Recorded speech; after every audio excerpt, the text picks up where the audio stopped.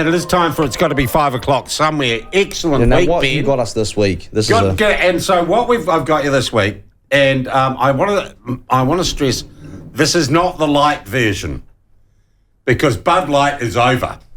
What we've got, though, in honour of the American election, we are drinking Budweiser, the king of beers today. The king of beers, Budweiser, in honour of the victory of Donald Trump in the America. He's now king of America, isn't he? So we thought I wanted to have a bintang from Bali. Yeah, that's right, because Sean's got me this shirt. Yeah, the bintang. You're about to see the bintang Bali shirt.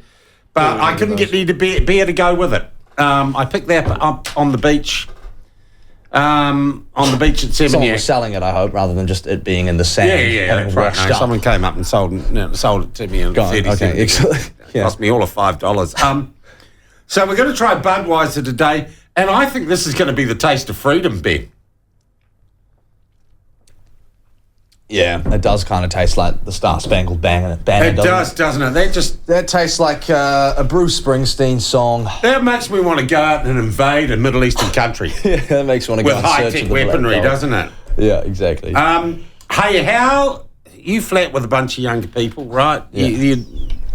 What has been the feeling amongst people of your age about what happened politically this week? Do you know what? It's interesting, and I think because obviously the Joe Rogan interview came out with Trump, and that was just huge. That's huge amongst my age group. I want to remind you that none of you or your mates could vote in the American election. Why are you asking the question then if you're going to go back and say it now? Just because you're all obsessed by it. Just to preface, the answer to the question I just asked you is irrelevant. No, well, I think the feeling among students is that a lot of younger people are sick of being scolded by the same people that we talk about often on this show. They're sick of the nonsense. They're sick of being told what's virtuous and moral and true and right. And I think Trump represents, as I said to you earlier, a bit of a reversal of that trend. We got any woke mates who've been Got plenty of woke mates, yeah. crawled up in a corner crying this week or not? Yeah. I will. We'll catch up at the pub on the weekend, and I'll make some humorous remarks to them. Do a bit of trolling maybe on the weekend if I feel like it, and but we'll get on with it eventually, won't we? Were you surprised, Ben? Because you, having worked there for a while, you wouldn't have been believing all the mainstream media you were reading, right? I was surprised at how well the media made it seem as though Kamala Harris was this giant, big force sweeping the country, and that it was going to be so close.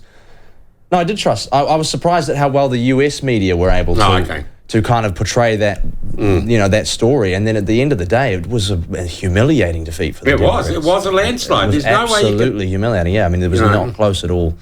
So no, I wasn't surprised at the Trump victory. I think really after all that's gone wrong for the Dems, the Democrats. And what about the social media thing? I think this is going to be a huge story as the Australians try to ban social media for under 16-year-olds. I reckon that's a huge thing.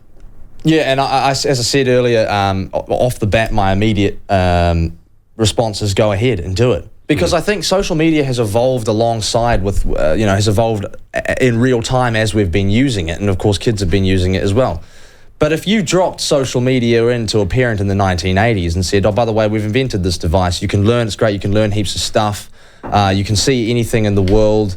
But occasionally, it shows you an ISIS beheading video and you can watch people having sex on it. Do you want me to give it to your kid? They'd be, get out of my house. Yeah, that's true. Get away from my children. But because it's happened slowly in real time and we've all been using it, people don't really think about it that way. But I mean, it's like the frog boiling in water.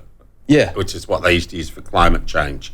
But I think it's a good idea. I think it'll be interesting to see, as you say, how the Aussies managed to get it. And Treaty Principles Bill scared the hell out of you?